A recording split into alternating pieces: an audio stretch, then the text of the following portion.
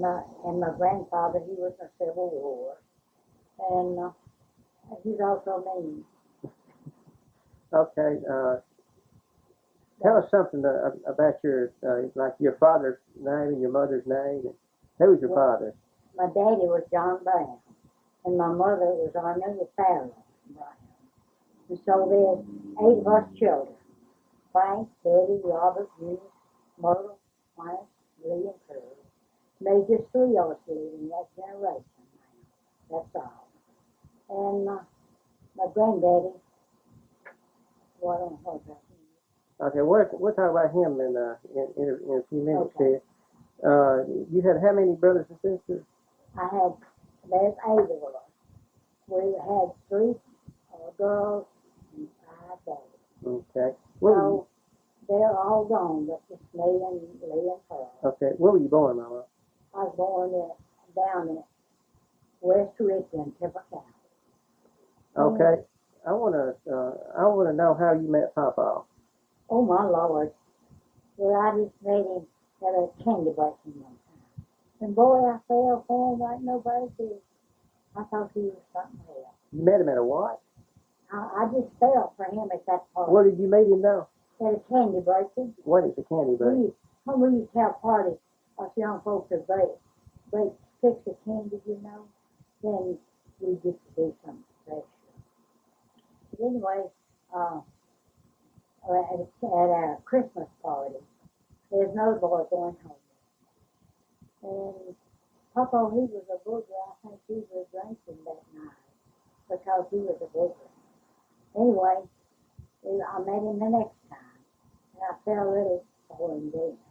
But in the meantime, I talked to a lot of other boys before I come back to him. Because my daddy didn't want me to talk to him at all. So anyway, I made. Okay, tell me a story about Papa and Lloyd Proctor. Oh my Lord. Well, I tell you what, I was engaged to Ward about a year. And the reason I was, I'd get to go out. My daddy wouldn't let me go nowhere if I wasn't with Ward, so frankly. So anyway, I just hung on to him in order to get to go places. Oh, he got the lumber and he built us a home. And so his grandmother and his mother was out there helping him. I didn't like him. And she said, his mother said, I'll tell you, when Ward gets married, he's going to live in the house with us. Old Grandma Proctor said, well, she'll have some say-so about that. So I thought something like that. But anyhow, we dated and went on. He said, I don't believe that you're as anxious to get married as I am. I said, what makes you think that? He said, well, you don't talk about it. Well, heck, I didn't want to talk about it. I want to talk about it. But anyway, the morning I left to go get married, he was with me when I went to get married. But anyhow, I got away from him after this time. And whenever I got back up top of the hill, well, this guy come up there and she said, Miss Frank's here. And I said, okay. I just took off like a solid water. And he just had a fit. He tried to get Robert to go get my daddy shopping, you know. Robert said, I'm not going to do that. Well, he took off back by my house, got the ring and everything that he'd ever get. But it's all right with me, I see you. Okay, what did your parents think about Papa before you were married? My mother didn't say nothing, but my daddy, the neighborhood talked about Papa bad.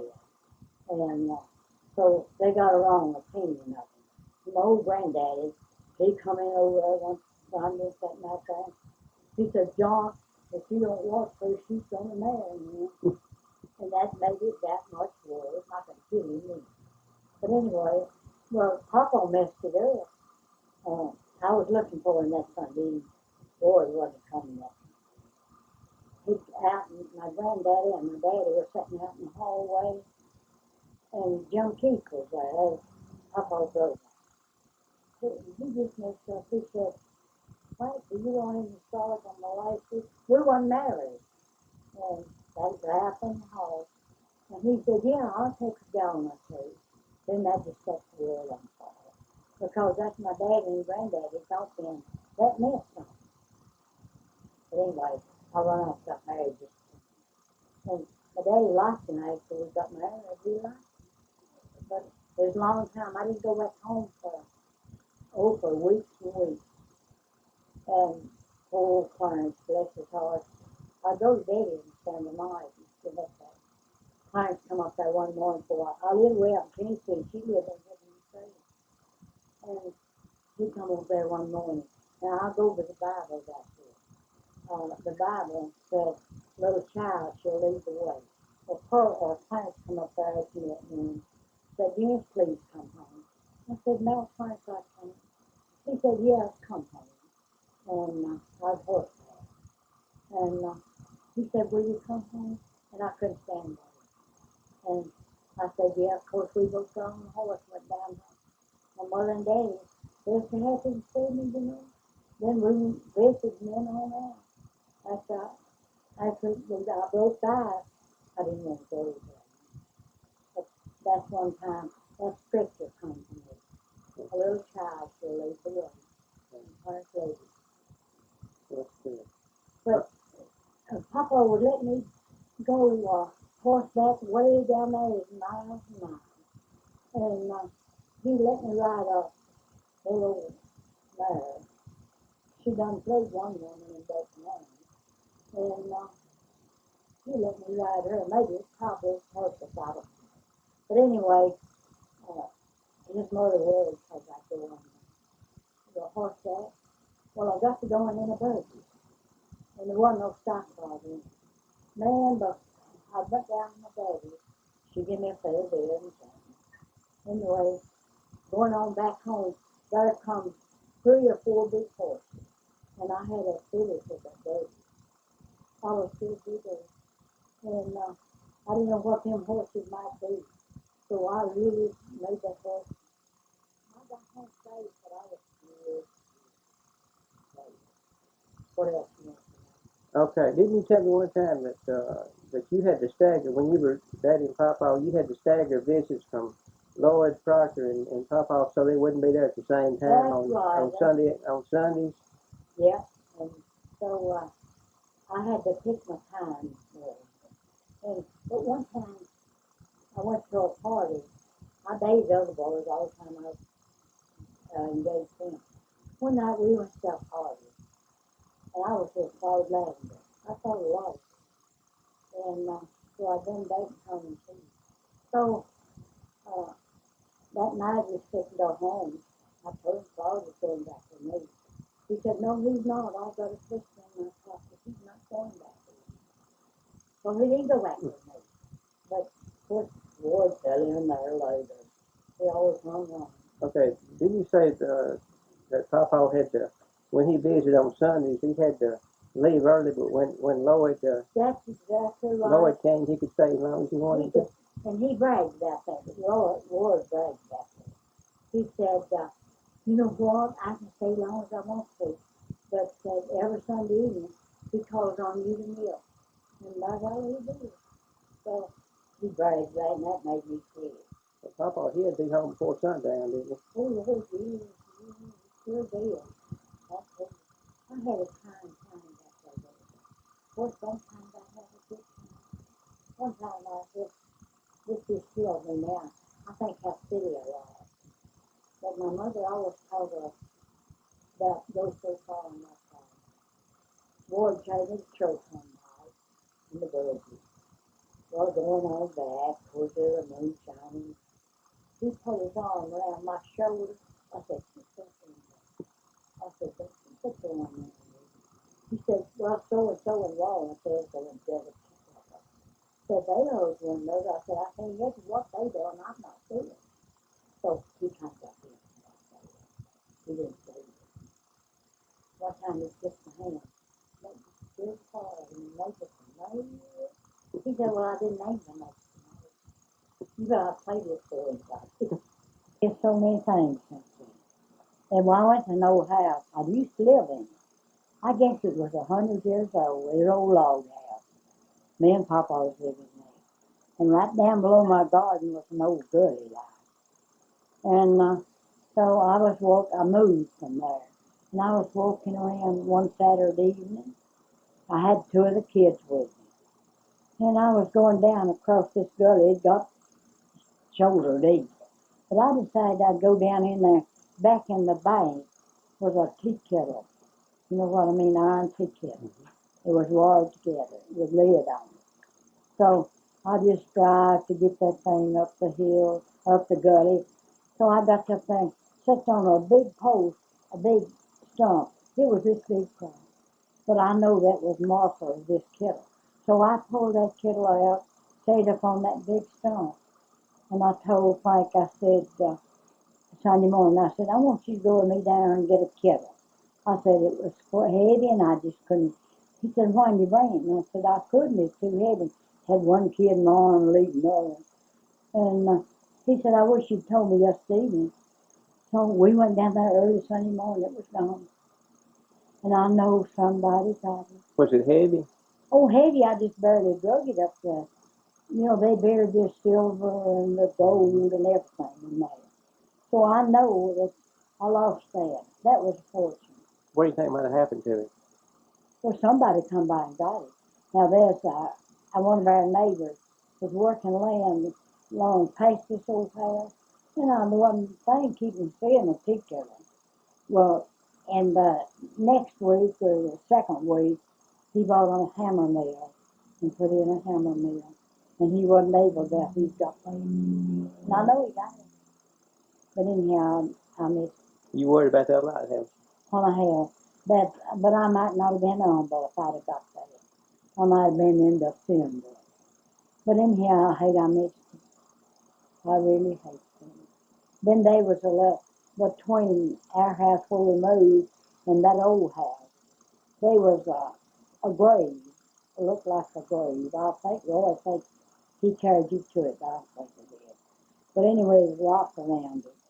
And Roy and Travis, they kept thinking they'd dig into that, and they was afraid to.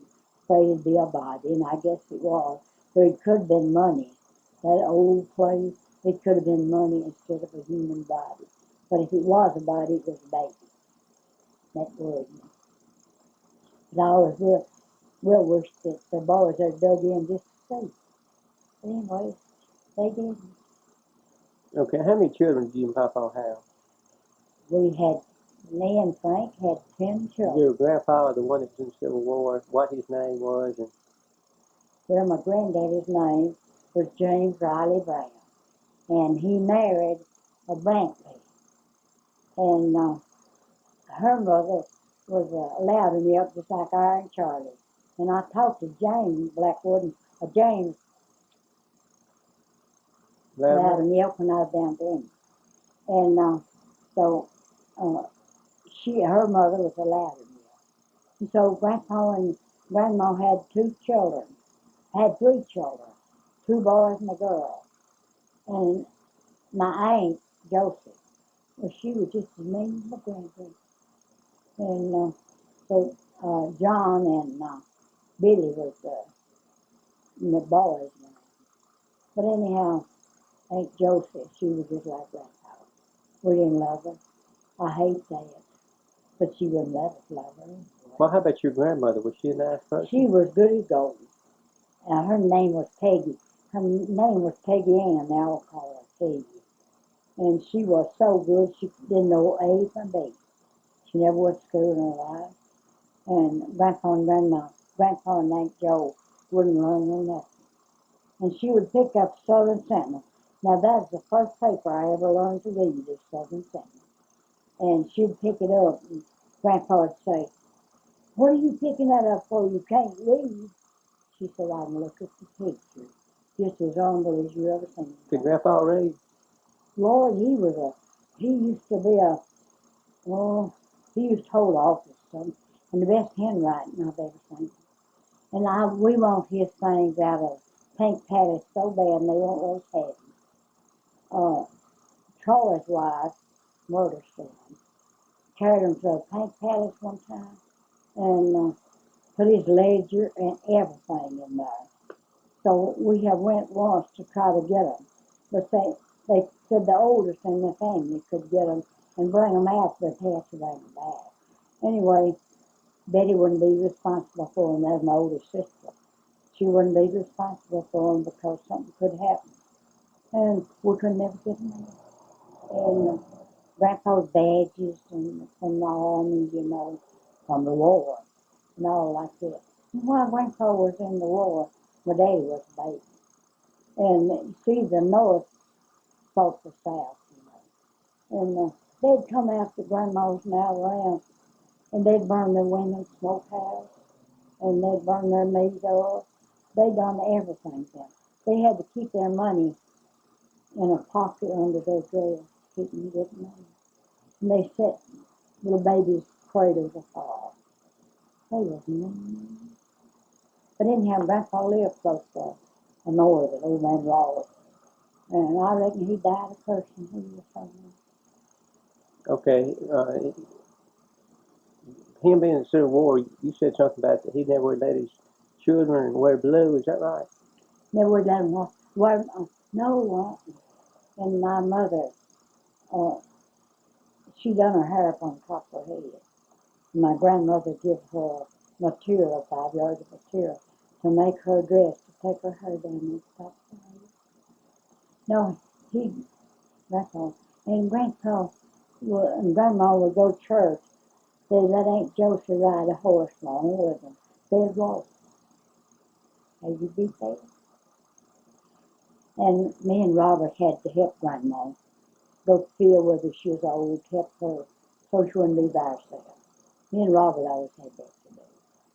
And so he'd always pay Robert a little. Nickel, a dime and a quarter is a lot of money then.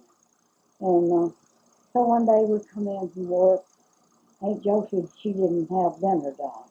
My poor grandma, she squatted down by the stove. It was a wood stove.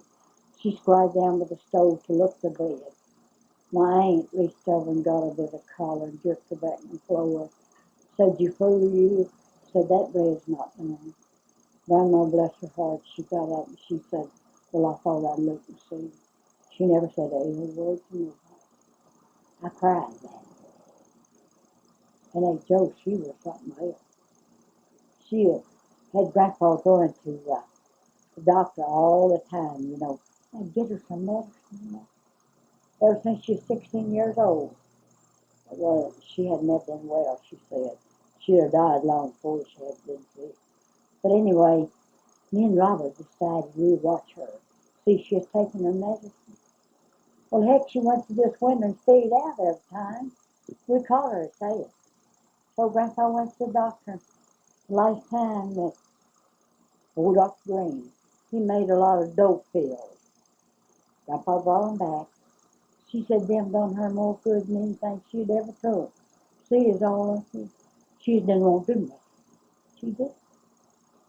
Something like that found off your face. Well, what's the next? A long time ago, when there's so much timber, there wasn't much in cultivation. You know, you'd go through about an acre and acre and acre that you could just barely could walk through. And my mother's uncle, him and another boy was dating two girls. And that one night, one of them had to go one way, one another, but there wasn't no bridges because there were big foot logs to walk across. And from when they meet at that foot log, and one of them go one way and one another.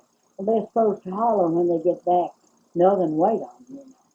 Well, Uncle D, he got back, and he couldn't hear nobody. He kept hollering, and something would answer him, make a noise. And he'd wait a little bit, and there wasn't nobody on the foot logs, you know. And Uncle Dave, he said, told that if something got sticking up on the opposite side of him, they'd step up on there. Every time Uncle Dave stepped on this side.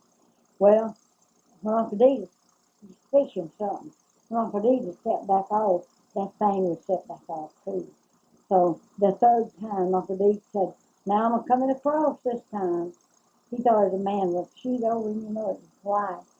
He said, "I'm coming across this time." He had a big old long knife. You had to go prepared. So he met this guy about middle ways of the foot log, Well, he seen it wasn't a man. Well, he stabbed that thing, come up to the handle of his knife, left his knife hand sticking in there. It fell off in the water. So Uncle Deke went for home. I don't think he ever waked those boys. But anyhow, they went back the next day. That was a big white bear a-walking on the same road. Where was this at, Mama? Huh? Where did this happen? Oh, that back on when my mother and daddy was young. Was it around this area? Huh? Was it around Walnut or? Oh, heavens no, that happened way back. Oh, let's see. I guess maybe it's in Benton County, somewhere way back yonder. But anyway, Uncle Deke went home and he left us a boy. But then it wolves and panthers and everything. One time, the men would always help one another kill hogs. And sometimes this man there's a road through the timber. He was in a buggy. And they just give you powers of meat, you give away pigs back then. And this man give him a lot of meat to carry home. Well, here the wolves come. Right in behind the buggy. He didn't do a thing more, throw his meat out there to him and kept going. That's the only way he saved himself. Just told him, I said, let him have it. So anyway, there's so much timber there. Anyhow, Uncle Deke quit going across that foot log, I think. There's also, they'd have big old foot logs, no bridges. Big old foot logs. And then one, old Joe Brown, he was a real old man. Now this is later years. Me and my youngest sister went up to Joe's to spend the night. And in the night the wolves started to howl.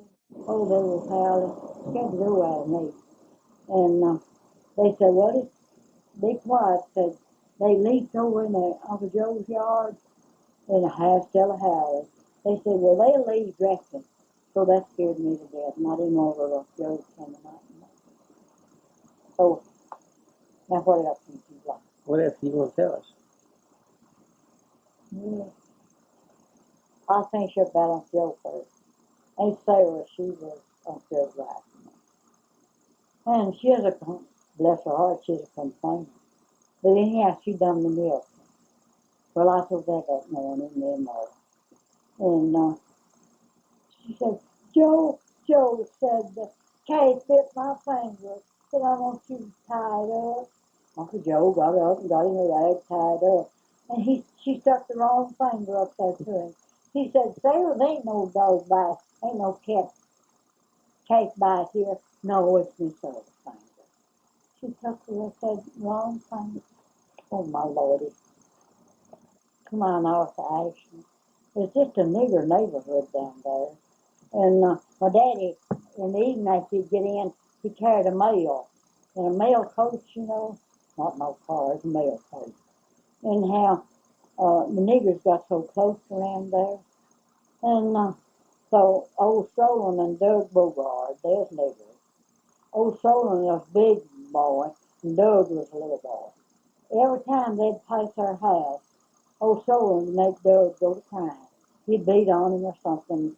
One evening, my daddy was back from the mail route. Here comes Solon and Doug, and Solon went to beating on him. My daddy went in the house and got the gun.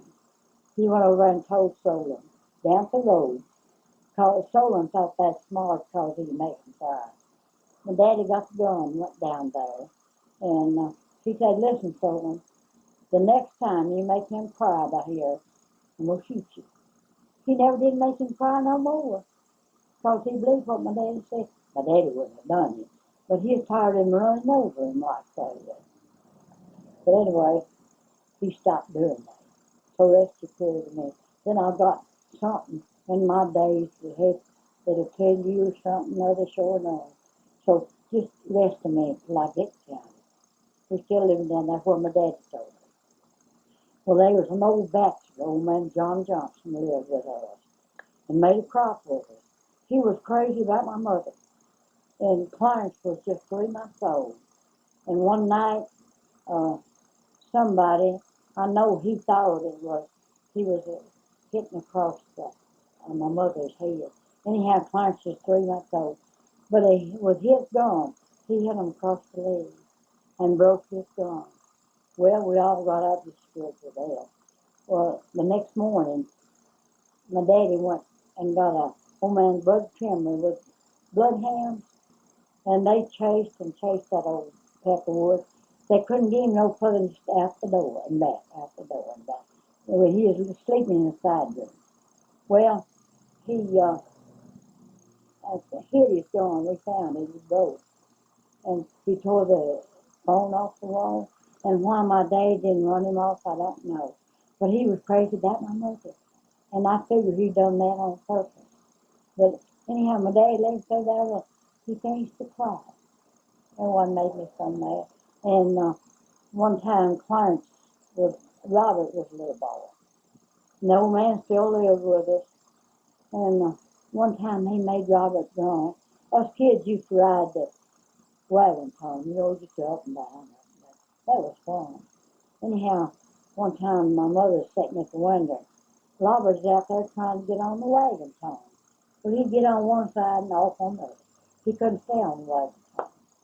And my mother thought something. So they finally brought Robert in the house. And old man John Johnson had made him drunk. Lord, my mother raised pain about that. Still, they didn't run John off. And he died a pauper.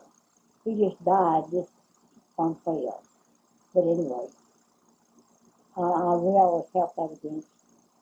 But anyhow, if my daddy he wasn't a jealous man, but if he'd had the second thought, he knew what was happening. But he didn't. And the old man, he had a harp, French harp. Harmonica, they call them that. It was that long. Bass on one side, and they're all double noted. He would sit there and play that harp till bedtime. So one night, my daddy always kept his gun up by the door and always kept it loaded. One night, we had 20-something cedars in our yard. You couldn't see in there at night. But anyhow, he went to the door. We didn't have no bathroom, but he went to the door.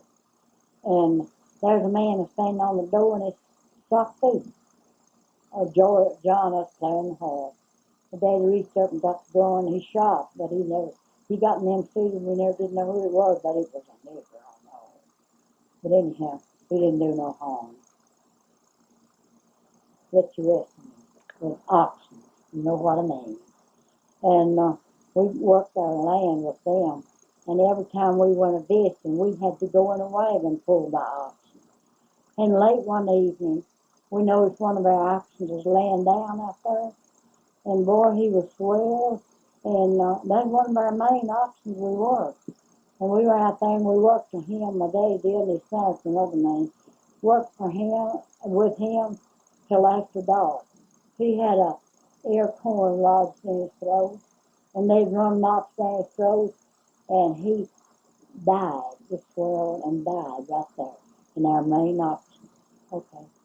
Whenever Grandma and Grandpa was living, Grandpa would saw the blocks out of pine trees. Grandma had every one of them to split. She had a chop block called a chop block. That woman had to split every one of them blocks. And one time, she always had a lot of chicken. And those hawks got to where they were so bad. And they'd catch your old hen, your chicken. One day, now this Grandma got mad. I never did see her mad before. But those hawks had caught the old hen out there with the chop block. And Grandma slipped up on him, got him. And you know what she did? She took that old hawk by the neck. She started his feet. She chopped him up all the way up to his neck. She was going to make him suffer for what he had done. I thought that was awful. But she made him suffer for what he had done. Anyway, she'd go she went to the hen house time or two. And snakes would be up in there. She had no hen a setting. And the little chickens were just ready to hatch. And an old snake got up in there, swallowed every egg. And there's no time made Grandma mad. And she took the eggs out of the nest, I think to kill those snakes. she took the eggs out of the nest and cut them in two and got all them eggs out, washed them off, put them back under her hen, and one of them hatched. Every one of them hatched. Well, that's Poor grandma had a hard one. But anyway, she done gone on. She done reached her reward. But I hope she's not for I think grandpa was. I'm sorry, I said that. But anyway, no, I ain't gonna tell this on I ain't gonna tell this on that. Just cut it off. I'll tell you this. No, I want. Go ahead. Well, I ain't gonna tell. It's nice. You're not gonna tell us any bad words, are you? I can't leave bad words out and have any fun of it. It'll be fun if I wouldn't be fun if I leave the bad things out. Well, James Riley Brown. Okay, that's your dad. No, How you about won't know Rowland. Your right. Papa. Mamaw Rowland? Yeah, I mean, Papa his Frank. name is Riley, and Riley Rowland, and his wife was Lucia Witt. But they had, let me see, they had 4 boys, 1 girl. Am I right? No, 3 boys and 1 girl. But anyway, their name is Bama, Frank, Leland, and Joe Warsaw. But anyhow, the old man, he drank a long time, but he had quit it before. He had saved at 45 years old. And I never did like the old man at all. Never did. And I never did learn to like him. But anyway, his people, I didn't know about them. And not much about hers. But I knew of them. But Frank didn't know them much. But anyway, that old man, I'll tell you how he done me. I think I told you before. He knew I didn't like him, but anyway, we just went out together, you know. So one time I sent my hens to Grand Salisbury. Every spring we'd pull our old hens out and sell them, and then keep the fullies. One day I was washing down the spring, and so I don't know if the kid set a fire or not. It might have been from the wash pot I bought my clothes. Anyhow, the fire got out and the other dumb hog lot off. One of them had leaked. Well, when he come back from Salisbury with my money, you know, $8 was a lot of money then. And he brought it up there. Boy, he started in about burning his hog lot off. And so I said, just keep that money. No, I'm going to give it to you.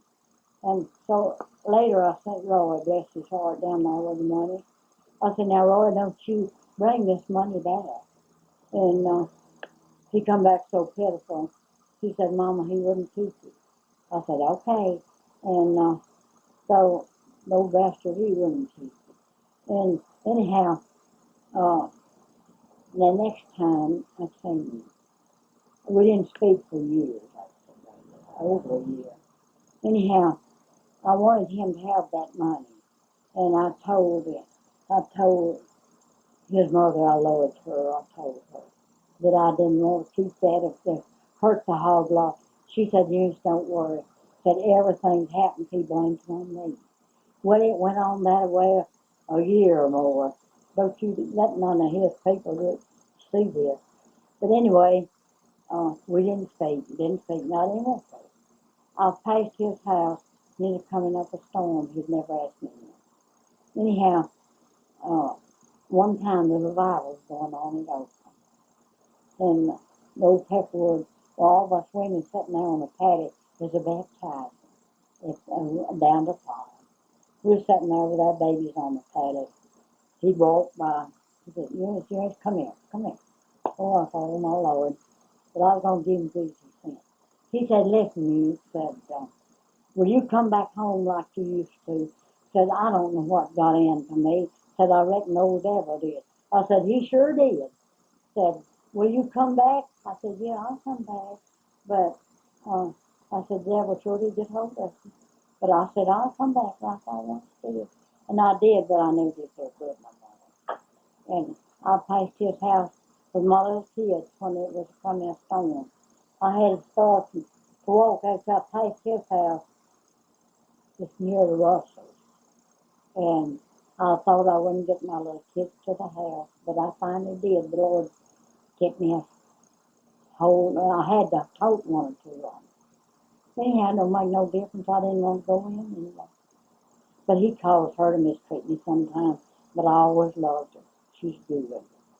But anyhow, that'd be all that. That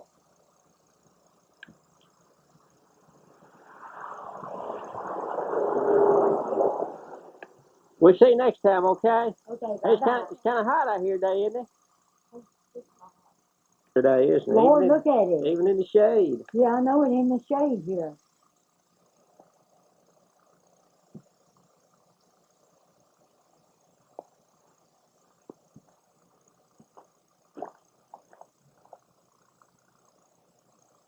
Bye, hon. We'll see you next time, okay? Bye-bye. I love you. Bye-bye. Love you too. Bye-bye. Old house.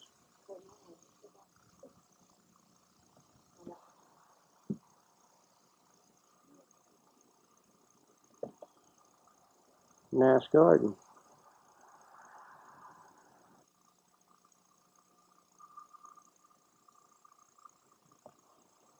There's a scarecrow I'm going to put out, and Steve and Daddy will come out here and talking to.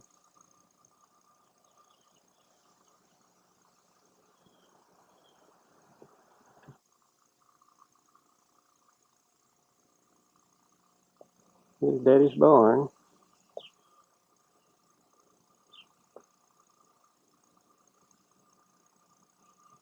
Houses.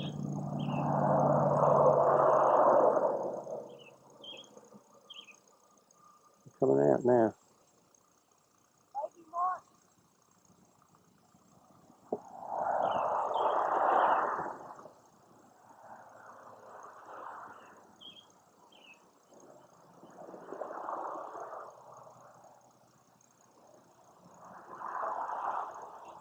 Anyhow, we talked with you last time. Oh, Lord, yeah.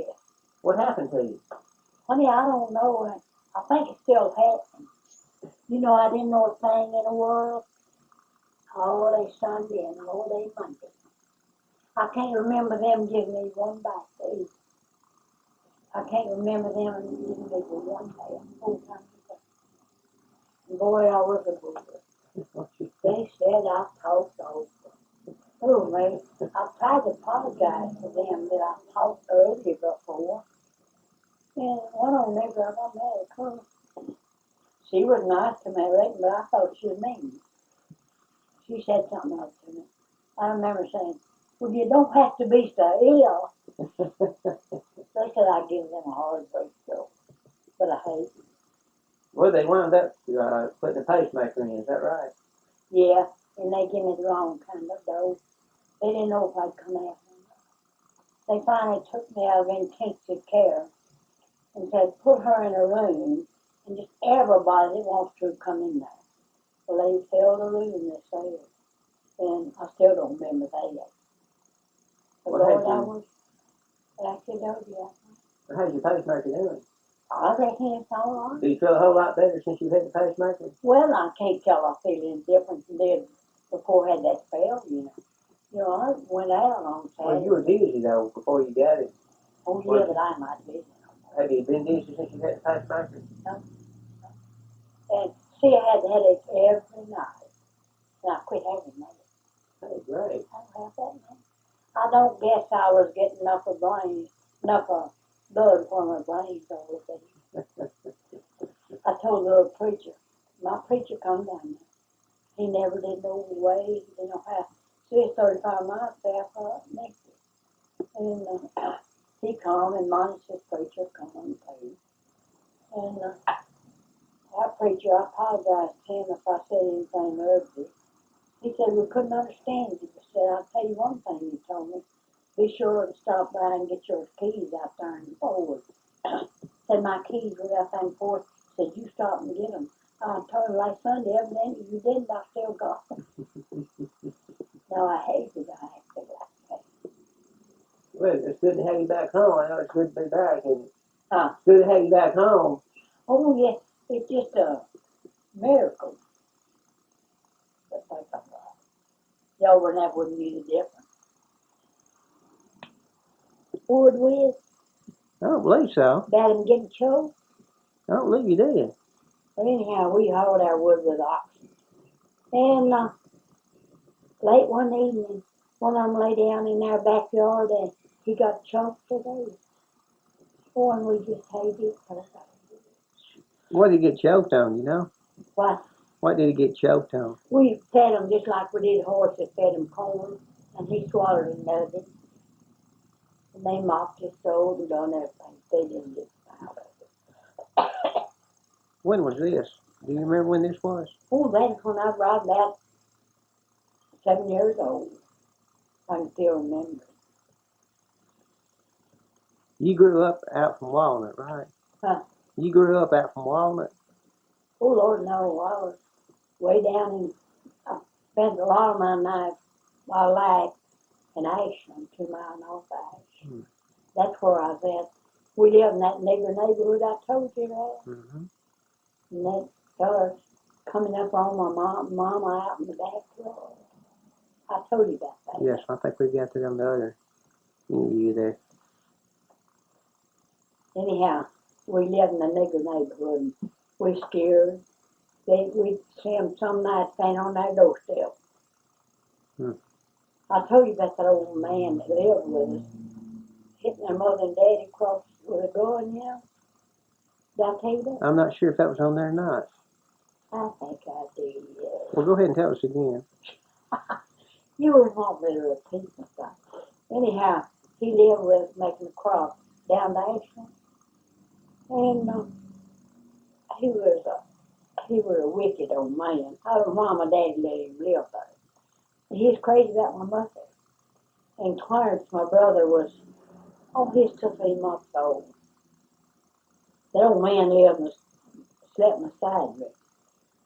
And in the night, sometime, I think he thought he was hitting my mother on the head.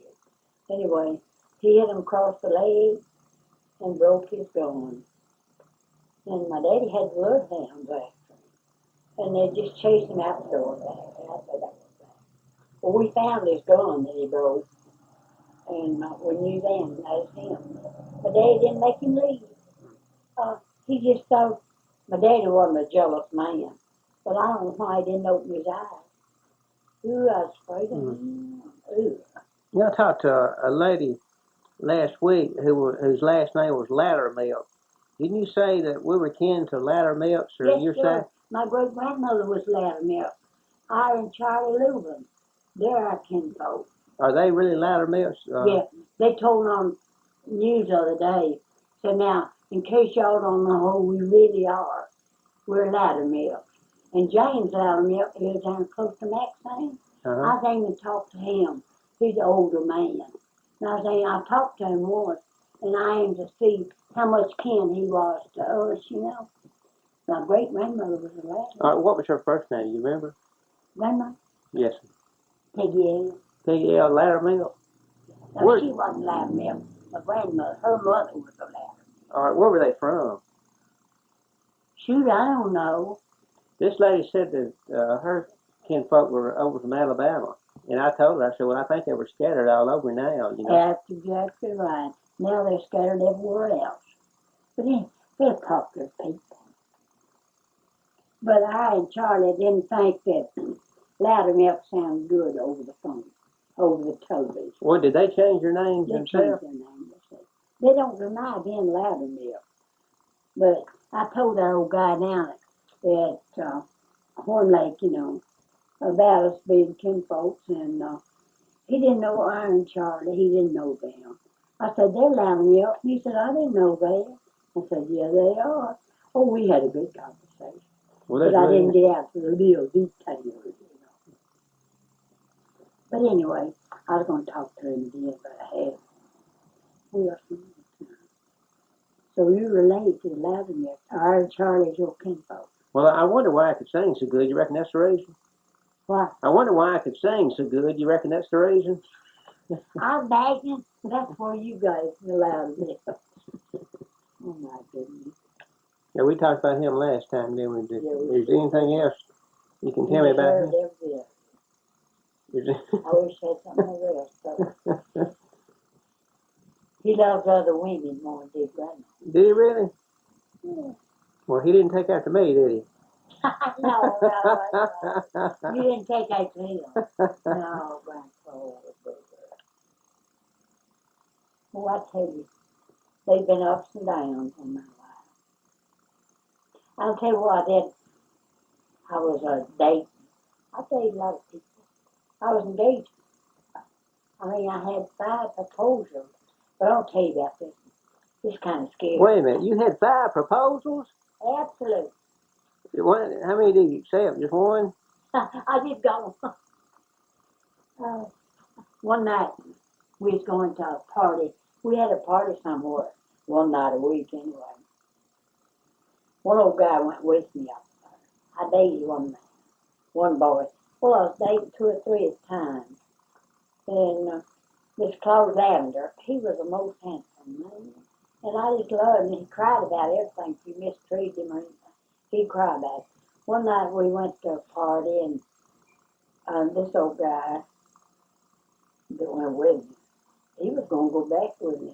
Well, this other, he said, no, he's not going back with you. He pulled a pistol out of his pocket and showed me. Said, he's not going back with you. So I done told him about it. He said, well, just going back with him. And I did, old Pepperwood. Well, you had them fighting over you then, huh? They had a scramble. But to save trouble, I didn't go back with that good old boy. This other's dead now. He's gone to receive his reward. But he thought he had conquered all the girls, you know. And he dated Annie Rowland a long time. And when he got ready to quit her, well, he kept all of his letters in a bag. And one Sunday, went over there, and he wanted to quit her, you know. And he got that big bag of letters and carried them handing them to her. And she cried, she hated it. She better be glad she didn't get it. And that was from the case. He was a booger. Well, you broke a lot of folks' heart then, a lot of young men's heart when you was coming up, didn't you? Uh-huh. You broke a lot of young men's hearts when you was coming up. You turned down 4 of them, huh? One old guy, one Sunday, and he come out and sat and he come horseback feeding. And he had 2 of the prettiest iron gray horses you ever looked at. Oh, and they was huge. And he kept on asking me if I was married. I didn't want to. He said, I'll give you a book named Horses. I said, I don't need no horses. He said, well, I'll give them to you if you're married. I wouldn't have married him for a mansion. I didn't want to. I just went with him. Papa wouldn't let me go with Frank. He wouldn't. My daddy wouldn't let me go with Frank. And so I just went with this and that and just get off. And I got off. Sometimes one evening he come in. My daddy never did hit me a leg. But Lord, I was scared one Sunday. We come in late. And so he had a big old switch stand up in the fireplace. And I was trying to smile, you know, like I was just big mood. He said, Nate, smile, I'm going to whip you. He said, how come you be so late? I was up with my sister, Betty. And I said, well, the time just flew and I just got late. And he said, I'm not going to whip you this time. But this happened again, will. And I was a teenager. I didn't need no whipping. But he'd all say, did you see Frank? I said, yes, sir. But you're staying home, rest of the time. He kept me home for a year. But I went out with others. But every time I come on, did you see him? I said, yes. Well, you're staying home. My mother said one time, said, Frank, said all the other kids, young folks going, oh, why don't you let her go? She never asked you to go nowhere, and I did. And he told me then, well, if you won't talk to Frank, you can go. I said, okay, come back. He said, did you talk to him? I said, yes. Never lied to him in my life. You and I couldn't wouldn't have, go sir. because I thought there's a way out. But anyway, I had a good teenage life. Even if I did marry at 17. You married at 17, and so that means you turned a. What's the earliest age that you turned a proposal down? At 16. 16? Wasn't that a movie? Then one of the boys I was engaged to a year, I'll tell you about that. He went back and tried to go with my sister, Myrtle, you know. She didn't go with him, though. He wanted to stay in the family, didn't he? Yeah, he sure did. He made me mad. He'd brag on himself. Thought my mother and dad's crazy bad, and they was, but I wasn't. I think I turned that. He just all the time on talk about it. But we ought to get on a better subject, I guess. Old man Tommy Rowland, he liked to around the ladies, and he wanted me to, I was playing games together. He said, "Can you not beat that?" Told Frank was I said, "I hadn't tried." He said, "Well, I'm glad you could have beat that." He was rolling too. I didn't try to beat that. He was just probably going on with you, wasn't he? What? He was probably just joking with you, I guess, wasn't he? Oh, I don't know what he was now. He was crazy old pesky. And I can't get up when I was down yonder. Well, I wouldn't have done that for nothing. I hate that old woman. Was that one of those advertisements for Yes, that thing where you just push a button if you fall down. I'm falling, I can't get up. They asked me to take that, and well, I would not have took that commercial for nothing. I think Pam started that. She said, "Mama, you get to be on television." I said, "Yeah, falling over and wanting to get up." Anyway, okay.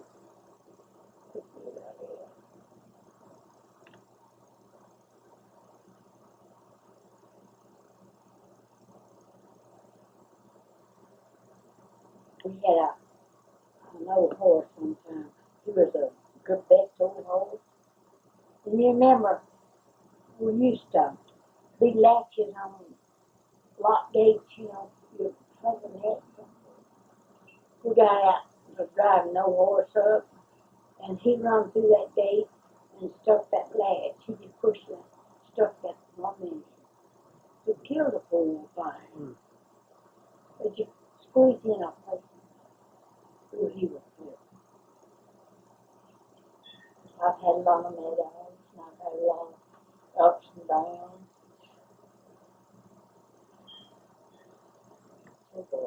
The one I was engaged to, you know, was coming back from Harmony one night. I'm back from Walnut. I live 2 miles out. You know. And, of course, the boys helped on his arms. And he pulled my hand up and kissed my hand. Boy, I like tore him up. He said, "Well, that ain't nothing." I said, "Well, it is to me." You didn't allow no hand kissing towel, did you? I didn't like no kissing, period. So I told one old boy, I said, he said, "You not never kissed a boy?" I said, "Heavens, no, I hadn't." And I said, I didn't believe in that. He said, "Well, that's the fun of courtship, that kissing." I said, "Well, this ain't gonna sound pretty in front of him. But I'll just tell you anyway. Don't let nobody else hear it." He said, "Well, that's the fun of dating and everything." I said, "Well, I'll tell you what, I was scared.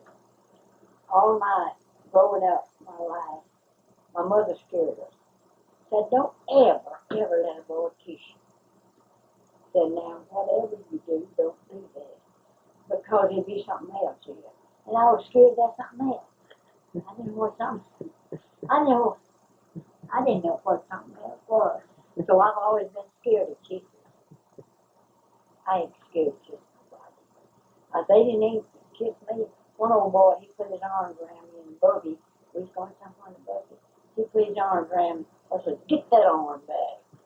And he told 2 or 3 different names of couples that put their arms around each other. I said, well, I'm not them. So you keep your arm around my back. He did it great. I wanted a perfect. But I didn't want one that had horses. I didn't need them. And then we started to party one night. This ain't interesting to y'all, but that's all comes to my mind right now. And we was going up to this party. And we was going to walk, and we walked over and he said, you know what, we ought to get married and quit this running around. Well, it made me so mad, I didn't know what to do. And I pouted and went on to a party. He said, well, I didn't mean to make you mad. I said, well, you did. I didn't get married. I wasn't married when I did, and Daddy. He just wouldn't let Papa come in. So you had to marry to get him, let him come around, huh? That's all. And I tell you, Papa let the cat out of the water one Sunday. But Granddaddy, he was opposed to it. They were sitting out in the hallway, and Frank come through the hallway, and Jim Keeper was there.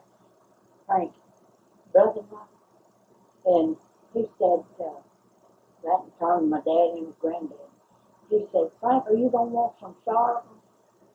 And Frank said, yeah, I'll take some down. And that's before we married. Now my daddy and Granddaddy took that for granted, that we might be going to get married. Ooh, I had to fight people. And I come out on top. Still living. Live long and living. But I'm just strong. So I'm not up here. Yeah, know what I did? I almost wait for one thing. The funny thing that I remember happened, and I didn't know where I was at. Of course, the doctor told Pam to keep asking me questions over and over and over. Said, see if you can get her to come back. Said, asked her over and over. I'd get so mad at her, I didn't know what to do. Finally, I remember telling her that ugly word. I have told you a dozen times. Asked if I knew where I was at. And I said, I've told you a dozen times. But the funny thing happened, I thought I was at nap time. And I told him I had to go to bed. Money said, you can't. I said, oh, yes, I can. I told him, see, I start there. Of course, I had a captain. Money said, you just can't get out. And I said, oh, I can. And I said, well, I've got to go to bed. And they said, well, you can't go to bed. And I thought it was in Maxine's living room. I said, this is the first time I ever used a bathroom in a living room before in my life. I was so crazy. And I'm still not back home. Do y'all think I am? No, you don't. Yeah, you done fine. You done fine. No, Mom. I guess that weakened my mind. But anyway, I'm here right away. All right. Ooh. That old nigger that my daddy run off the doorstep. That stereo scared the real bad. That old guy I lived with, he had a harmonica, this one, double loaded on both sides. He'd sit there and play that at mine. Oh, I loved to hear that. But niggers would come up on the doorstep just to listen. They wasn't up to nothing. We had about 20 cedars in our yard. Dad reached up above the door and got that gun. He tore off through them cedars. My daddy shot, but he didn't shoot at it. He was in shot at it. What's those two dolls on the couch over there? What you got there? Them rabbits. Rabbits? Louis made them. That's old Mr. and Miss Rabbit. This one. Let me see.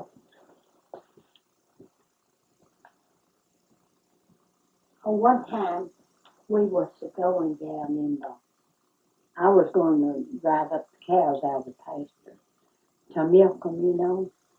And so I was going way down the hill on the pasture. I heard a woman just screaming. I thought it was a woman. And I just kept going, thinking they'd quit.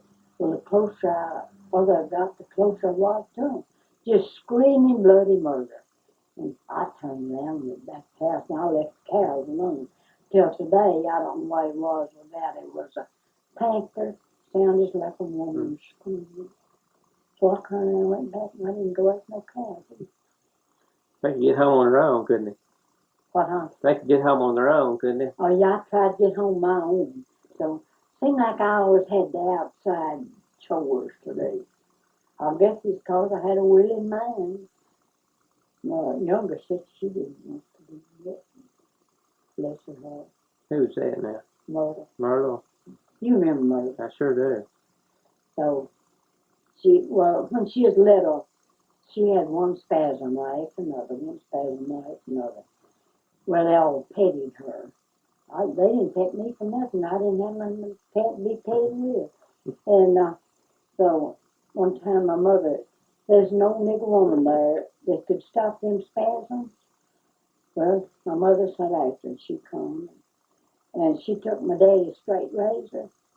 She spit a place in her back and drove some blood out. And she even milked her own milk and a spoon to give it to Myrtle. And they stopped the spasm, but I always told Myrtle that she had nigger blood in her. It was nil. But anyway, I got her for everything. And we used to have great Clarence, the Lord bless his heart. He is good, but he told me in there one time, said, always something bad had happened to y'all. Just saying, wish we died. But he died first. You don't know that I'm still living.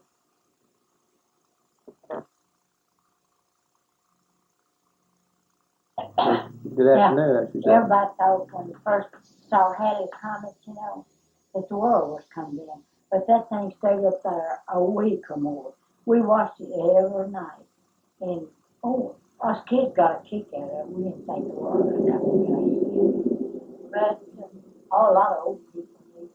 And that thing was something to look at.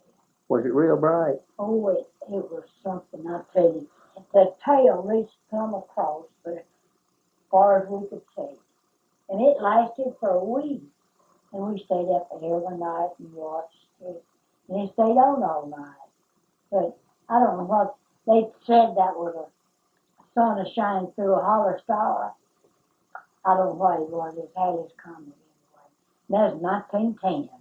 I was a little girl, but I remember about it mighty well. That is the year that Lee was born. I love him. And he come in with a comet. I guess he's riding on the tail of it. I don't know. Oh, me. Well, if anything else you want to ask? Yeah, they called him, but he wiggled out because Louise was on her way, and they wouldn't take him off because she was coming in the world. But boy, that was something. And long after that time was when the niggers raised up, Ooh, I thought we was going to be killed. I told you about the niggers raising up. Sure did. I think I did. Anyhow, we was all packed up in one room, paddocks all over everything. But anyway, we all got by. Now what else? You all know that? Or what else? I'll tell you what. And, but I so tickled because Papa didn't have to go. But we were scared anyway. But he didn't have to go. Okay, Travis had to go to World War II, didn't he? Travis was in service, wasn't he? He was in World War II. Travis was. Poor thing. They almost had to take his arm off. He carried laid the lines. He drove this big truck. And there's two boys got to fighting on there, and he went in between them and cut his arm, and he took blood poison. And he didn't tell me about it at that time, but he lost his arm. That was terrible.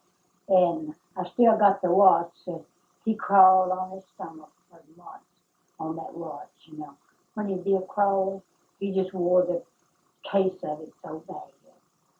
And, but anyway, he made it without just that one injury at all he had. And then, see, Wayman's in the Mexican Sea. Korea. Travis is in the World War II, and Wayman and who was another? Wayman, another one. Anyway, I had him in the war twice. Carly wiggled out. He used his very. He used his head. He did good, didn't he? Yeah, he just wiggled out. Just, I wouldn't have thought he'd have thought of that thing. Of course, they'd got a hold of him, they tore him up, but he acted goofy. Herbert didn't have much sense anyway, but anyway, they caught him one day out in the sage field, you know. He had a string around a turtle's neck. They asked him what he was doing. He said, I'm giving the turtle tapping and exercise, you know. He was leading it all around through there. And they turned him loose because he didn't have something. And Billy Hugh cried himself out. He just plain cried himself out. He cried and they couldn't do nothing. But old Herbert, they turned him loose when he was grazing and carrying his turtle terrapin out. Let me see what else happened there.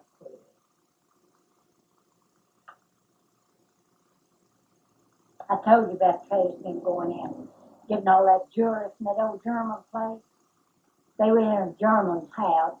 You know, they have a lot of expensive jewelry. And they went in there, of course, left them standing in the corner, of course, killed them. And they looked in the cabinet, and they had a stack of glasses up like that. And there's jewelry in this bottom. And Travis got a diamond necklace and a ring. He sent me the ring, give Jean the diamond necklace. So the rest of them divided it up. And it was expensive. God, I hate to kill them today. Yeah. The Great Depression? Oh, Lord. I hate to think about that. That was terrible, Mom. We just had to eat a little of this and a little of that. Everything was rations, you know, back in the Depression days. And I tell you what, we'd go to the field. Well, we had plenty to eat, such as it was. One day we were sitting over in the field, me and Frank sitting there, and all the kids was around us. And I was real thrilled that day, but I was tired. I said, today is the day the world coming to an end. And I said, I've never seen a better time. I just give out. I was then glad to went on. In them Depression times, our poor little kids, Frank had to work $1 a day to feed and clothe them. Just $1 a day. And their shoes, and clothes. Of course, they didn't cost back there like they did now. But he got up to work in sawmill $1.50 a day. That was something, wasn't it? He got a pretty good raise, huh? That's good wage, $1.50 a day. My daddy built houses for years and years and years for $1 a day. He got up, I believe, last to $3 a day. And he fed and so, of course, we made a crop and he done the work outside. But that was terrible. And we had, let me see what we had to drink instead of coffee. We had to drink Postal instead of coffee. We rationed our coffee, they did. We got so much a month. And you had to get these little stamps to get that. And of course, our family, they needed more than that. So we had to drink Postal. If you have drink in it, it tastes a little like coffee, but it don't. But anyhow, we had it. What's it made out of? Well, I don't know what it's made out of. It tastes a little like coffee, but it's Postal. And if you know what that is, and I'll tell you what, that was a bad goodbye, I tell you. And I remember the last bale of cotton that Frank sold. And that's the last, I forgot, I believe we made 10 bales, I believe. And so he come back, I was just thrilled. That woman was going to buy the kids' school clothes and shoes with it. And he come back and I said, well, how much did you bring back? He said nothing. And I started crying. I cried and I cried and cried. And he said, oh, I'll get them clothes. Said, I'll get a job and get them clothes. But I never will forget that. That was awful. That was in the 30s. And them poor little children had to have shoes and clothes. And then at that time, they had a giveaway down at Ripley for clothes, and shoes and everything. So we went down there and got them. The kid goes through, all the little kids had on the same kind of looking clothes, because they got them down there. And so whenever, we went down one time to there, this woman that runs the business, she said, you know what? Said people come down here dressed as the raggedest I've ever seen. Said, I seen them. All their knees is out of their pants and this ragged. She said, now that don't give them a bit more than if they'd come nice. Said they could have come nice and clean. They got just as much. She said they just dressed so ragged and looked awful. They thought they'd get more. My kids they got clothes. Well, I think Roy's picture, I've got Roy's picture, where the pair of overalls that they get it, the little straight overalls and little pockets on the outside. He's got his picture made out. There's no one to do that. But anyhow, we lived through it. And old Claude Wilbanks was living with us then. He stayed drunk about all the time. He was out there working like everything. Him laying up there with his head in Jenny Mae's lap, just drunk as he could be. And so he lay there and he sobered up. And us out there just working like everything. And Jenny Mae had washed, and washed on rubboard. Washed the only overalls he had. She took them out of the tub and he put them on and went to Jim Martindale and drove him to Memphis with them wet overalls on. That's good enough for him, though. He didn't deserve anything better, no way. Well, tell me some other subject. I don't know how long they've been married. They did. Well, I can get it in no shack, covered in boards.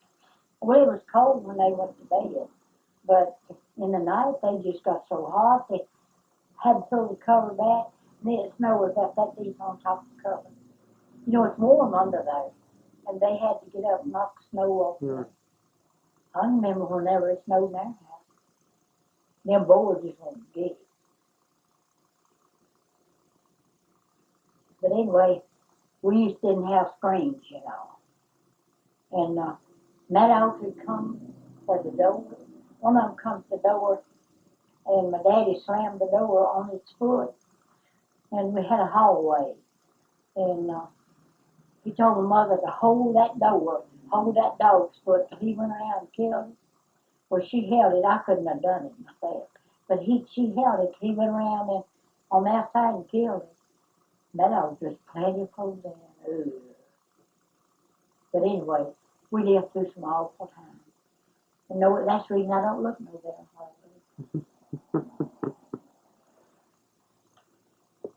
President, did you like the best? I like Woodrow Wilson. Yeah. Why did you like him? I don't know. He just seemed like a better fellow than the rest. Now the president, they wishy-washy. Woodrow Wilson is a good one. How about Truman, Harry Truman? Huh? Did you like Harry Truman? No, I never did like him. You didn't? I didn't like him too well. No. I liked the poor man's president.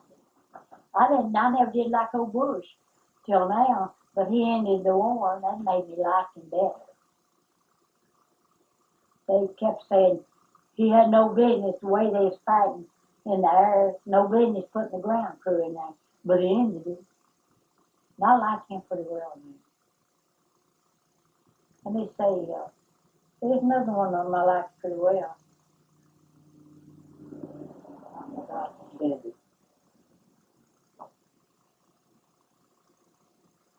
Oh, Roosevelt, Theodore Roosevelt. But I have my peace with him. But I think Old Kennedy would have been a good one. John Kennedy, if they hadn't killed him. That's been on the television this week, that kid. So, let me see if I go back. I went through so much, part of my mind I think is skipped. Let me see.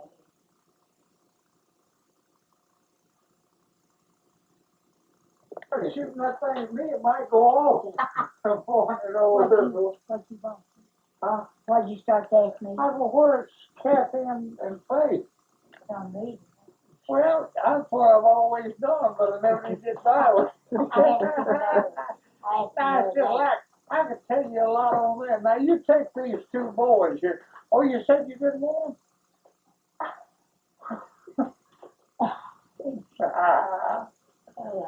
I wish they had to come in. Now let's hear some stories now about the whole time period. Some all mine or some of myself, and I sure don't tell you. I asked Pearl the other day. That Pearl told me, he said, "You're a while back, I argued. Didn't argue with him. I told him my side of the story, and he had his side." He said, "Well, Lee was up at Roy, and we'll prove it by him."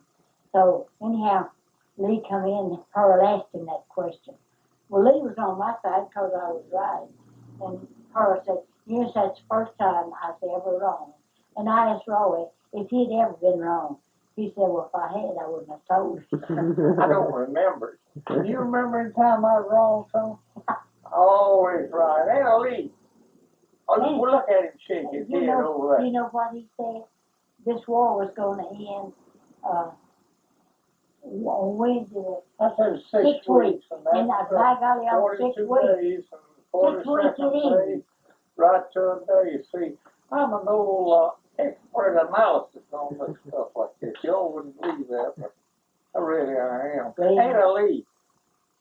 Look at Lee, always shaking his head. Wait till I get him over here next week after next. He'll be nodding his head when I say something then. You don't want the women folks this time? No, I don't. I reckon the cars was there. I didn't look. No, I didn't see him in the house. I thought she was all down here. I'm going to leave. He keeps pointing at gun and thinking thing at me, and it's going to go off after a while. Well, honey, I hadn't broke it yet. I'm going to get over there and let him take.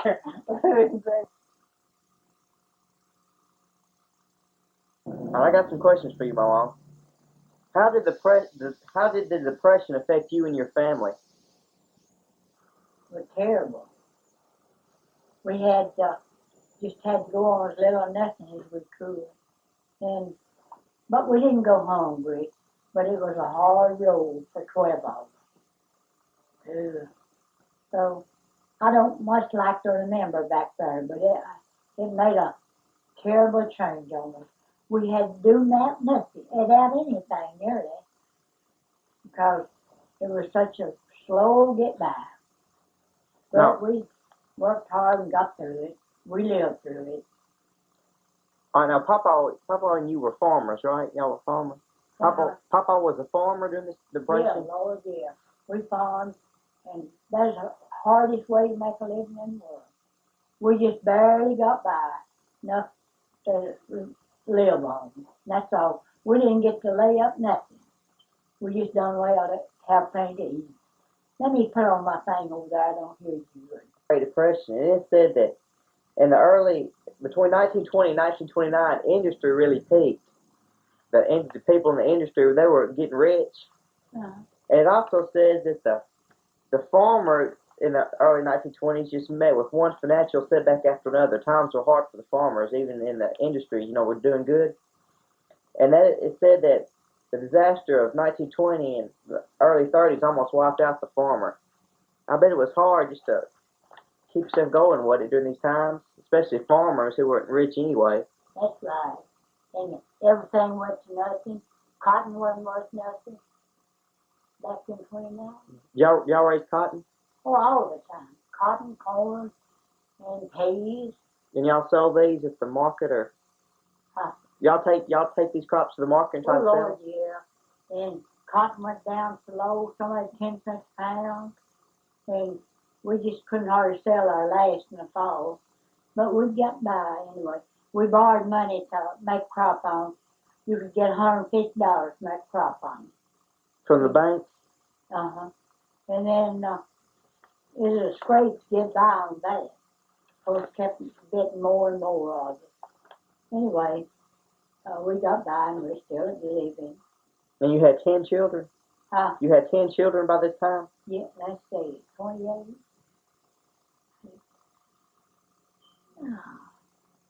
My last one is 36. Roy was born in 20. I didn't have all that many then. The last one born in 36. But by the end of the Depression, though, the Depression, they said, ended in 1941. Oh, Lord. And you had all of them by then, didn't you? I know, and I never will forget that Depression. Me with all them little kids, we'll work from sun up till sundown. All right, It was a scrape to get by. What do you remember about President Roosevelt during this time? Well, I really don't remember much about him, but I know he was a good president. You liked him then? Yeah, I liked him. What did you think about his programs? Oh, well, it's all right. His federal programs, trying to get us out of the Depression? Yeah, well, yeah, it's all right. Like the Workers' Progress Administration? It provided work for people without jobs. You think that was pretty good? WPA, you think that's Frank worked on that. Did he? Yes, he did. And he got $12 a week. Did he? What kind of stuff did he do? Working on roads. Road work? They were building highways in Mississippi. So he worked on the road. I bet he was thankful for it, though. I bet he was thankful for that job then, though. Oh, he was thankful for it. And Roy, he got where he helped on it. And he got $12. He surveyed. Oh, how old was Papa when he worked on it? He was in his 50s. Oh, okay. All right, well, do you know anything about the CCC? Yes, I do. All right, tell me about that. Well, I really don't. Now, that's what the young boys was in, wasn't it? Yeah, it gave work to 2.5 million young people. Yeah, but Travis worked on that. Oh, what did they do? What did that entail? Well, they just more or less had lessons how to make a living and everything. It was like school then, or college or something. Yeah, that's right. So it was good for the boys. It gave them something to do. Okay, I got one more question. What about the PWA? Well, Well, what did that stand for? Do you remember?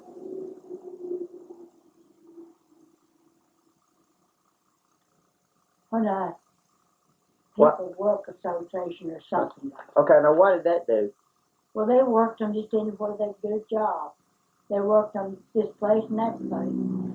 Frank worked in a sawmill and worked on the roads. We used to work the roads without any, equipment. They just had to work it with shovels and that.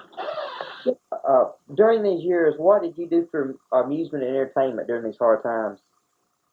What did I do for entertainment? Yeah, how do you amuse yourself or entertain yourself for during these depressing years? Lord, I didn't do any work in the house and quilt and sew and everything like that. For entertainment? All right, did you sell any of your quilts or anything, or was this just for the family you quilted? What? Did you sell any of your quilts, or was it just for the family you quilted? Just, for both. For both? I sold them too. How much did you get for them back then? Well, I got $5. That was a lot of money back then, wasn't it?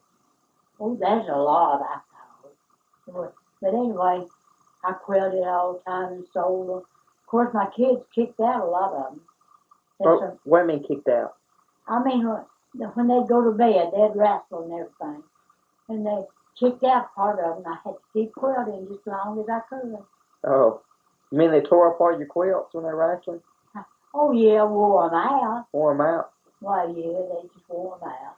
Did you have radio back in these days? No. There's no radio? Oh, wait, that's the first radio we got back in them times. Was it? It's a little radio. During the Depression years, you got your first radio? Uh-huh. And them that didn't have radio, we'd go to the other fellow's house and listen to it, We lived pretty close to old man Martindale. And we'd go out in the yard and listen to his radio. We could hear it come down our house. We wasn't able to buy one then. What year did you get your first radio? Do you know? Huh? What year did you get your first radio? Oh my Lord. Well, I can't remember. Was it in the 30s or was it 29 or? Oh, let's see. This is in the 40s, I believe. Then we got the first, and then we got another. And so we just happy. We thought we were rich. And, What radio shows did you like to listen to? oh, I listen to some of them old, that's on television now. Oh, Malt Perkins and all such as that, and them old comedians, we watched them. And the men folks would come in of evening and watch, wait a minute. You mean listen to? Huh? You mean listen to? Listen to them. Oh, let me see what, Amos and Andy, they'd come in from the field. And I was to watch them, then go back to sleep. Amos and Andy, they come on in the evening, didn't they? Yeah, in the evening. Oh, we watched several different programs. So you like the radio then? You thought it was pretty good? Oh, I love it. I still run mine more than television a lot more. Okay, during the Depression, your boys went to school, didn't they? As usual. What? During the Depression, Papa and them went to school, didn't they? Still. They went to school, didn't they? Papa. School. Wasn't there school here? You mean? I mean, Papa Roy, did he go to school? Oh yeah, Lord. During yeah, the Depression. They all went to school ever since they, they're big enough for it, regardless of what it was. All right, they went to school in the morning and came home in the evening and then worked in the field. Is that what happened? Well, I mean, they didn't have school in the summertime, but they'd go to work, go to school, and come home and cut wood till dark. They cut wood every evening, That's when they was going to school, poor thing. Was it Papa and Travis and who Yeah, else? them two. Them two. Then Papa was half of them, Roy and Travis, the one done most of the cutting of wood. And they hated to get in from school because they had to go to work. Yeah, I bet they liked. Oh my Lord. They hated summer, didn't they? Oh yeah, and sometimes one of them had to stay home through the week from school to help cut wood. Mm-hmm. We had a farm then, and we cut our own wood, Mm-hmm. So y'all sell any of your wood you cut? Y'all sell any of your wood? Oh Lord, no. So y'all now finally, long later, we sold stove wood. We sold stove wood. It always fell by the cords, Mm-hmm. We had to do something. Yeah. And I sold eggs and butter and everything to help furnish the table. Did good. All right. How did the bank failures affect your family or community? How was it? Where'd you live at during the Depression? Out west of Walnut. That's on the old place. How did it affect everybody else that lived around you? I mean, about the same as did you? About the same as did us. Just sometimes they couldn't hardly get by. That's when neighbors had to help each other a lot more, wasn't it? Yeah, that's right. People went and helped one another. And I had one neighbor, they just bad shape. And, of course, they kept a bar and their stuff from us. They couldn't buy it. Never did pay none back. They'd come after meat. They'd come after lard. They'd come after... See, we killed our hogs. We had to raise our own meat, or we wouldn't have any. And they just borrowed. Never would pay back. There's 2 families done us that way, but we didn't name it. We thought if they wasn't able, well, they just wasn't able. And I got another question. Usually you hear about people raising hogs or something. Did the boys ever get, or the girls, they ever get attached to an animal and then you kill it and then them being upset? Ever do what? Did the boys ever get attached to an animal that you killed? Like a pet or something? Oh, Lord, yeah, they did. And I bet it was hard for them to eat that, wasn't it? Oh, yeah, they did. Of course, they didn't want to get killed. And I'll tell you another thing was so pitiful. We sold Frank's daddy goat. No, it's a sheep. And he had string halted, couldn't hardly walk in his back part. And he killed him. That's just hurtful. And when you kill one of them, you cut their throat and they just cry and cry. Is that a sheep now? And that's good to eat, but we didn't eat it because we didn't want none. After we done tatted it some more, we didn't want none. But I can hear the crying now. So pitiful. Things are pitiful back there, these. We want to. Hey, did y'all have any money in the bank during that time? Oh, Lord, no. It wasn't such thing as that. There wasn't. No. Oh, there's banks, but we didn't have no interest in them. So y'all didn't have enough. Y'all didn't have enough money to put in the bank, did you? We didn't have no money to put in the bank. If we played evil, we done good. Just think about how many of us we played evil while we just done real good. For the Depression, what were they like? I mean, how high were they? Which what? The farm prices, the prices that you get for your crops. What about? Let's talk a little bit about them before the Depression. I mean, what crop did you get the most money for? What crop did you make more of than anything else? Oh, I guess cotton, because we didn't sell our corn and our sorghum. We made sorghum, you know. Why didn't you sell your corn? Huh? Why didn't you sell the Lord, corn? we had mules and cows. Oh, you had to and feed the hogs. animals. You had to feed the animals. Yeah. Huh? You had to feed the animals in before you. That's exactly right. Had to feed them. We had to make a living for them and us too. So we done good. Feeding them corn, and we cut our tops, you know, and put them in the barn. We had to make for our livestock. That's what we did. All right, now how did the farmers, the value of the farmer went down a lot during the Depression, didn't it? I mean, the people just weren't there buying anything like they were before. So how did this affect the farmer's lifestyle? Did he have to work harder? I know he had to work harder, but he had to work harder for less return than what he had to do before, right? Oh, Lord, yeah. Lord, we had to work hard. I mean, And these people weren't there buying the stuff because everybody was having a hard time. everybody in the same shape we were. And so one fellow wasn't ahead of the other, and we doing all the same thing. Mm. We'd having such hard time and worked from daylight to dark. And we sat down resting in the field. We was hoeing cotton. And me and Frank, all the little children sitting around. We was out in the middle of the field. We didn't go to the shade. And I said, well, do y'all know what today is? They said, oh, Wednesday, I believe it was. And I said, well, this is the day the world is coming to end. And I said, I don't know a better time because I'm give out. So they laughed at me about being tired. But that's what that old preacher said. It's going to come to the end that day. Didn't, of course, you know it didn't do it. But, of course, we paid attention a little to it. But I didn't want to die tired, but anyhow, it's been better right then, I thought. I told a woman that one time.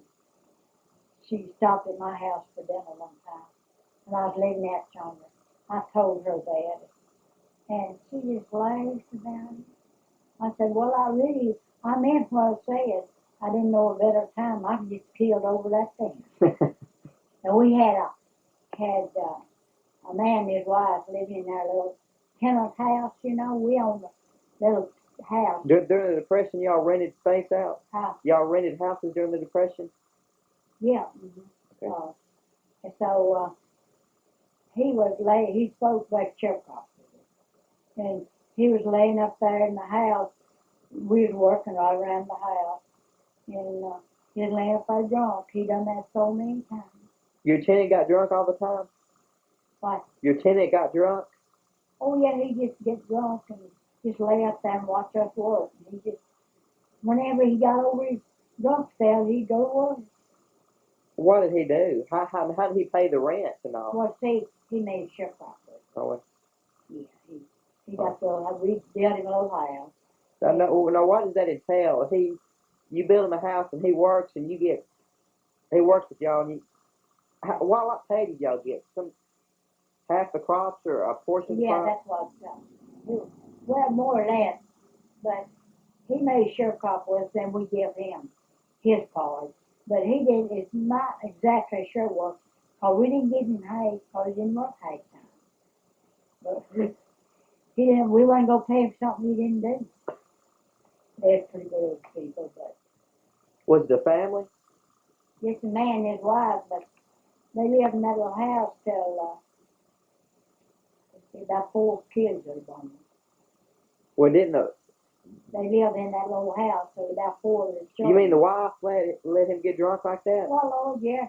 and she sat in the, I'll never will forget, she sat in the door, and he lay back on the floor with her head in his lap. I was out there working like niggers. Made me unhappy. Ew.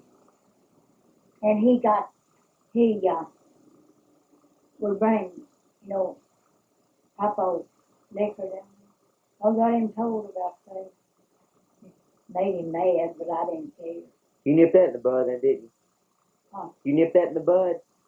Yeah, I said, don't you bring no more liquor down here. I said, I've got 2 little boys here, Travis and Roy. I said, I don't want you to bring more down here. And he said, I'll tell you what, when my boy gets big enough to drink, he's going to get all he wants.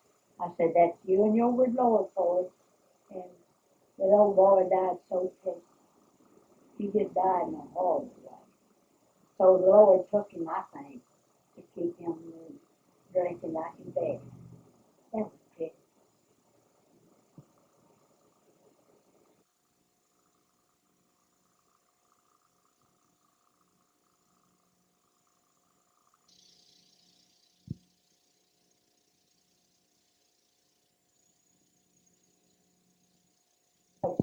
Down in Benton County, that's whenever I was at home. And we had the whole wood with oxen, and we all worked them all day one day, all in wood. And all then fed them, and went in the house. Directly we seen one was down out there, sat around the house, and went out there, and he couldn't breathe. He just couldn't breathe. And my daddy got a man down there, a neighbor man, to make a big old wall and try to push that air corn on down his throat. That oxen swelled, or we thought he was going to burst, and he choked to death. So I can tell you some more about that later on. Oh. A family tree for our VCR today. Some of the children are not here, but we have pictures that we're going to show, and we're going to start with my grandfather, which is Mr. Stanton Lineberry. Mr. Stanton Lineberry was born April the 17th, 1870, and he passed away June the 5th, 1948. And this is my grandmother Lou, and she died in 1921. She was born January the 15th, 1875. And to the Lineberry family, see, there was Carl Lineberry, Buford Lineberry, and Parker Lineberry, and Annie Lou Brent, and James Lineberry. And they're all deceased except Annie Lou Brent and James Lineberry. And these are the picture of my Uncle Carl Lineberry and his wife, Aunt Thelma. She was an invalid for about 30 years. She couldn't walk. They had 2 children. He was the oldest. And then my daddy was the second one. And he had 4 daughters and 1 son. Hetty Lou lives in Minnesota, and Roy Rowland lives in Walnut, Mississippi, and Billy Donaldson lives in Detroit, Michigan, Warren, Michigan, and Flora Tigner lives in Memphis, and then G.B. Lineberry lives in Memphis, and Hetty Lou's got a son and a daughter, Nancy and Ron, and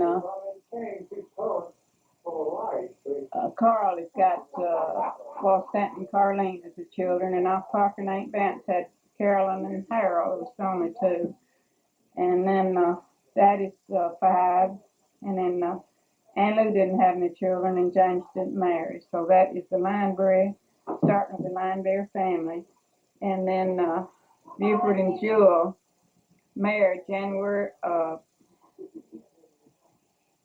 March the 31st, I believe, in 1921. And she married into the Murley family. If you want to cut it off there. Straighten it up just a little bit. Okay, now. Ann Lou and James, they live in Hornsby, and Ann Lou's has been married, but she married Lundberg and he's deceased. So these were made last year when we visited them after Mom died. And this is the house that Mother and Daddy had built before they married. They married in 1921, in March of that year, and they lived in the house until Dad passed away, which was, they had lived over 63 years there. And this little picture is Mama when she was just a tiny little girl. She looked to be about 5, 6 years old.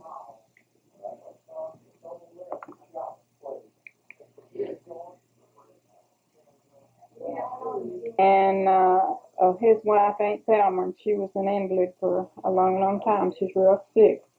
And Will Stanton never married, and Carlene married Emmett Benson. It's their 50th wedding anniversary. And they had 3 children. They were Jewel and Ditro and Octus, and they're all deceased except Octus, and he lives in out from Orlando, Florida. Ditro died this year, the Easter, which was in April, and Mother passed away this year in June 16th.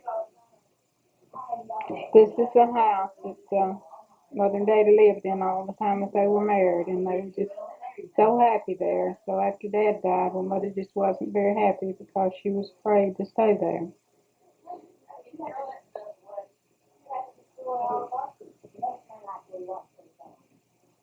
Of Mother and Daddy's 60th wedding anniversary, we hadn't all been together in almost 13 years when we all met that year. Hetty Lou, she was in service, and that's where she met her husband when they were in service together. She has one son and 1 daughter, which is Ron and Nancy.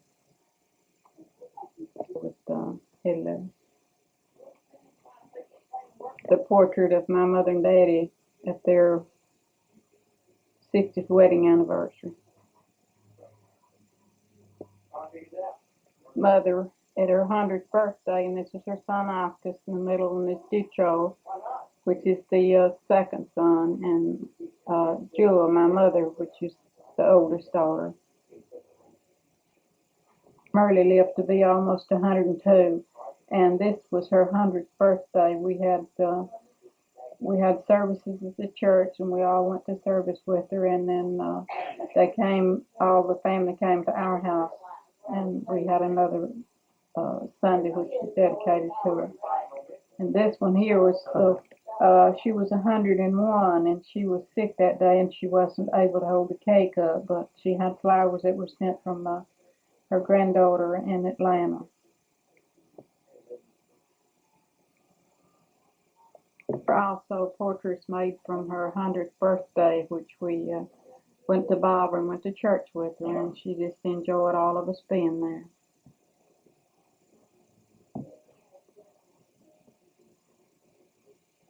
This is my mother, Jewel Lineberry, and her mother, Hetty Murley, which is my grandmother, at her 100th birthday, which was in Bolivar, at the Baptist Church in Bolivar.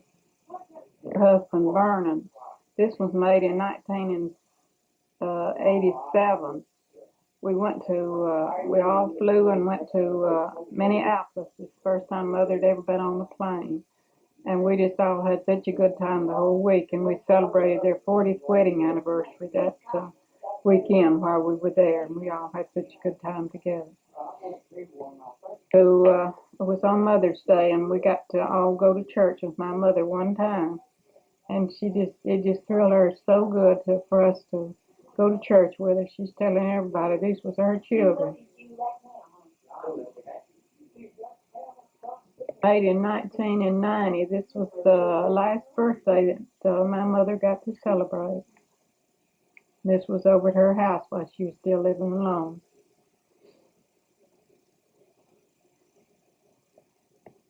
On Saturday morning, before she died on Sunday morning, she had such a good time. We went to Memphis, and I went to the doctor, and she went with me. And she had she just had such a great time that we, I can't find my picture like that. Friday night, that I stayed all night Yeah. with Gloria, and Yes, Mom went with me down there, and she thought her house was so pretty. Is right. Thank you. Mom over at the house, she always thought that her flowers in the springtime were so pretty, and you can see how pretty they were in bloom.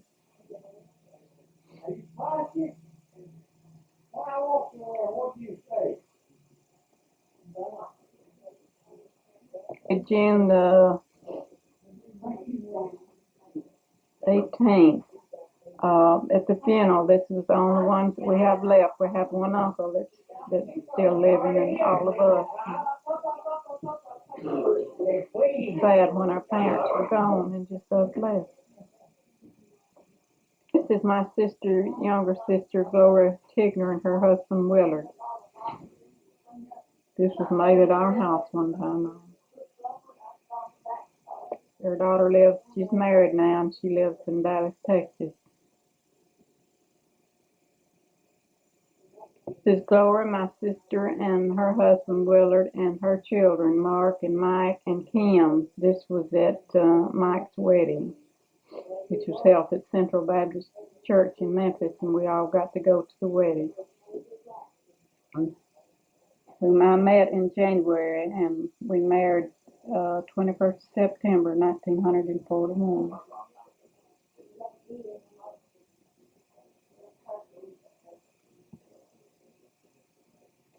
Stay line beer before I married, and this was my class picture also, and this was made in 1940.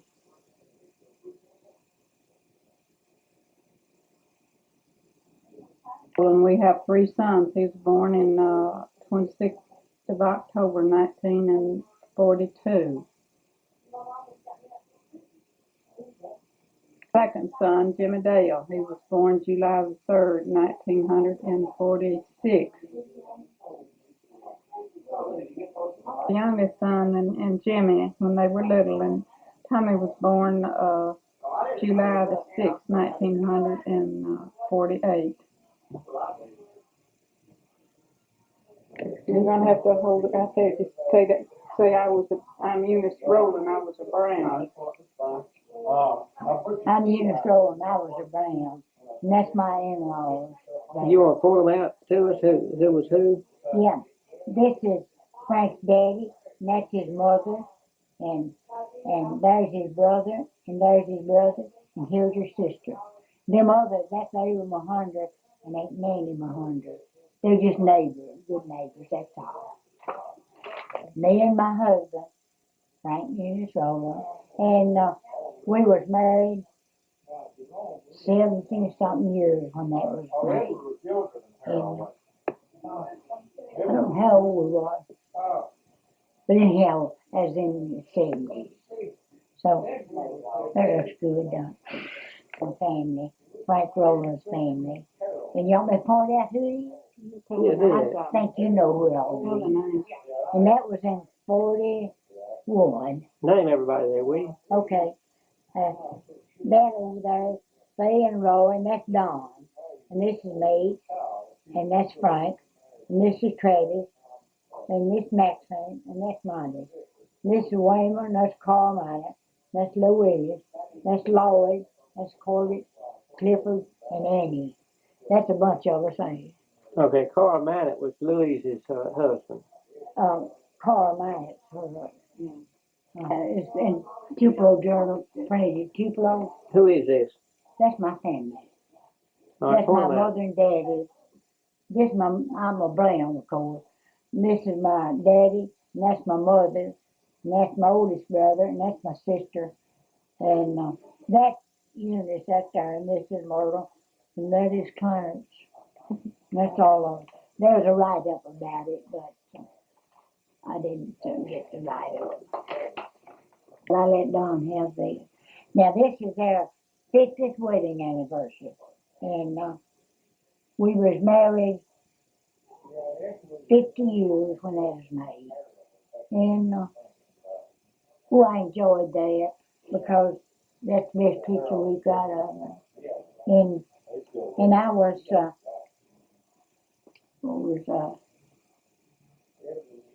much. Yeah, I don't know what, but anyhow, that's a good picture. I was considering what it's made from. And Buford Lineberry, this was made when they were 60, been married 60 years. This was made at Middleton at TGT, where Mr. and Ms. Rowland had their 50th wedding anniversary, and We had yours. that's where we also had ours, and I don't have a picture of an opening on the wall.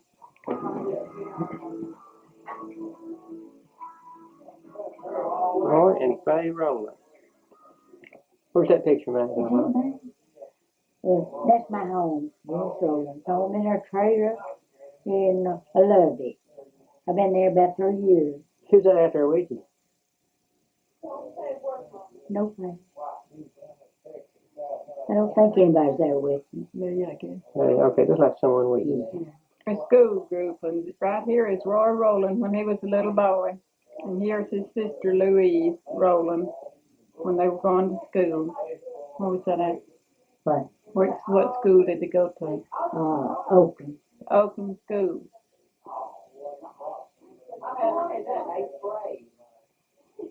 Only deceased and 10 children from the Rowland, Frank and Eunice Rowland. You know more how quoted than I do. G.B. Lineberry when he was in service. This is two lovers. This is Faye Lineberry and Roy Rowland made up at Faye's house in 1941. Summer of 1941.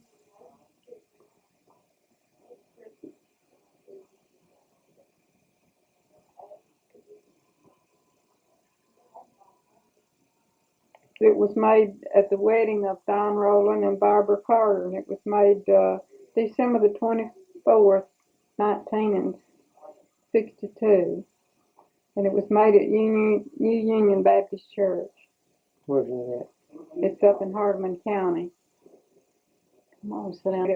That was at Don and Bobby's wedding. It's made at New Union Baptist Church on December the 24th. 1961. All right, so these are Bobby's parents here.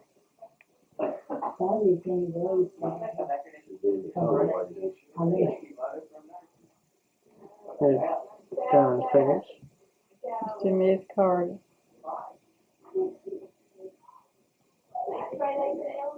Bobby, her wedding, it was a Christmas wedding. It was so pretty. December the 24th. 1961. Children, which is Jeff and Joe and Julie.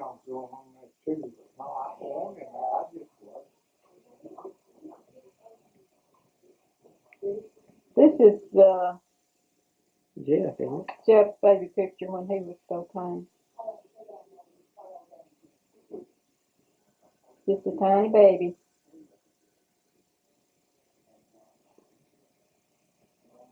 Julie when she was a little girl. Your picture when she was less than a year old. Julie Dawn Rowland.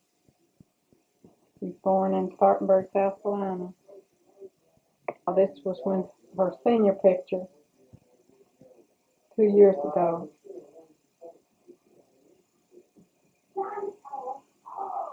Graduated. She's now going to college, her first year of college, second year of college. This was made for the church annual. I don't know what year. This is Joe and Don and Bobby and Julie and Jeff.